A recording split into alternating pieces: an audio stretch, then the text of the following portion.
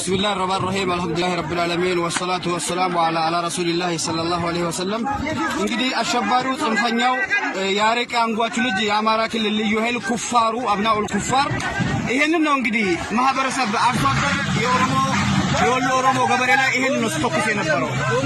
እኛ ወደን አይደለም በመረጃና በማስረጃ ነው አሸባሪ ነው ጽንፈኛ ነው ብለን የምንናገረው። እንግዲህ ይሄ ለአንድ አገር ዳር ድንበር ካልሆነ በስተቀር እውነት እንደው ለአንድ ዜጋ ለሆነ ሰው የሚተኮስ መሳሪያ አይደለም። በሚያሳዝን ሁኔታ ግን አላህ ሱብሓነሁ ወተዓላ ወቁል ጃአል ሐቅ ወዘሀቀ ባጢል ኢነል ባጢለ ካነ ዘሁቃ ይለናል። በእርግጥ እውነትም መጣ፣ ውሸት ተወገደ፣ ውሸት በባህሪው ደግሞ ተወጋጅ ነው ይለናል።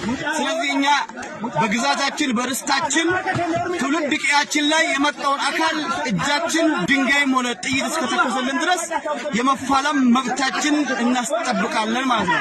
ስለዚህ እንግዲህ ተመልከቱ፣ እስማው ዓለም በዓለም በመላው ዓለም የምትገኙ ይሁልን ይሄንን ነው እንግዲህ በደላችን ሁሉም ሰው ይስማልን። ወሰላሙ አለይኩም ወራህመቱላሂ ወበረካቱ።